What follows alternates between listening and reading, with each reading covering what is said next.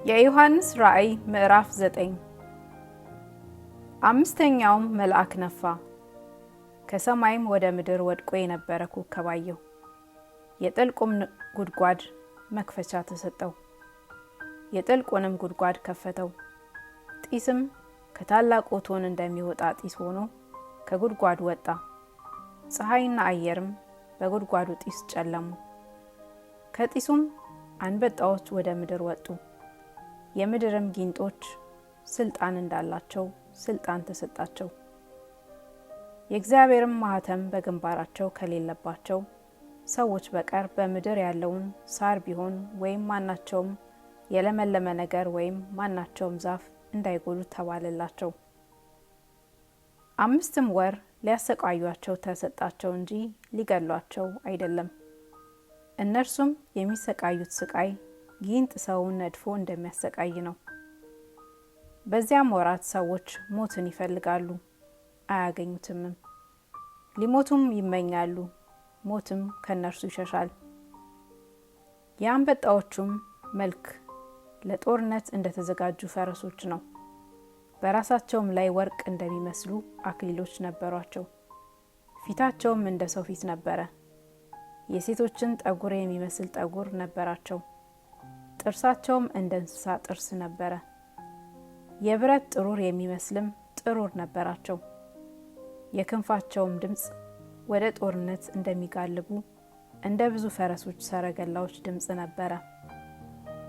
እንደ ጊንጥም ጅራት ያለ ጅራት አላቸው። በጅራታቸውም መውጊያ አለ። ሰዎችንም 5 ወር እንዲጎዱ ስልጣን አላቸው። በእነርሱም ላይ ንጉሥ አላቸው። እርሱም የጥልቅ መልአክ ነው። ስሙም በዕብራይስጥ አብዶን በግሪክም ኦጵሊዮን ይባላል። ፊተኛው ወዮ አልፏል፣ እነሆ ከዚህ በኋላ ገና 2 ወዮ ይመጣል። 6ኛውም መልአክ ነፋ። በእግዚአብሔርም ፊት ካለ በወርቅ ከተሰራ መሠዊያ ቀንዶች አንድ ድምፅ ሰማሁ። መለከትም ያለውን 6ኛውን መልአክ በታላቁ ወንዝ በኤፍራጥስ የታሰሩትን 4ቱን መላእክት ፍታቸው አለው። የሰዎችንም ሲሶ እንዲገሉ ለሰዓቱና ለቀኑ ለወሩም ለዓመቱም ተዘጋጅተው የነበሩ 4ቱ መላእክት ተፈቱ። የፈረሰኞችም ጭፍራ ቁጥር 1000 ጊዜ 1000 1000 ጊዜ 1000 ነበረ። ቁጥራቸውን ሰማሁ። ፈረሶቹና በእርሱም ላይ የተቀመጡትን እንዲሁ በራእይ አየሁ። እሳትና ያንክት ዲንም የሚመስል ጥሩር ነበራቸው። የፈረሶቹም ራስ እንደ አንበሳ ራስ ነበረ።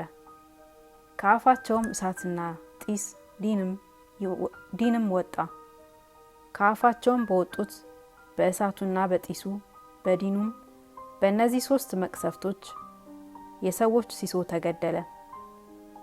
የፈረሶቹ ስልጣን በአፋቸውና በጅራታቸው ነውና ጅራታቸው እባብን ይመስላልና ራስም አላቸው፣ በእርሱም ይጎዳሉ። በእነዚህ መቅሰፍቶች ያልተገደሉ የቀሩት ሰዎች ለአጋንንትና ያዩ ወይም ይሰሙ ወይም ይሄዱ ዘንድ ለማይችሉ ከወርቅና ከብር ከናስም ከድንጋይም ከእንጨትም ለተሰሩ ለጣዖቶች እንዳይሰግዱ ስለ እጃቸው ሥራ ንስሐ አልገቡም። ስለ መግደላቸውም ቢሆን ወይም ስለ አስማታቸው ወይም ስለ ዝሙታቸው ወይም ስለ ስርቆታቸው ንስሐ አልገቡም።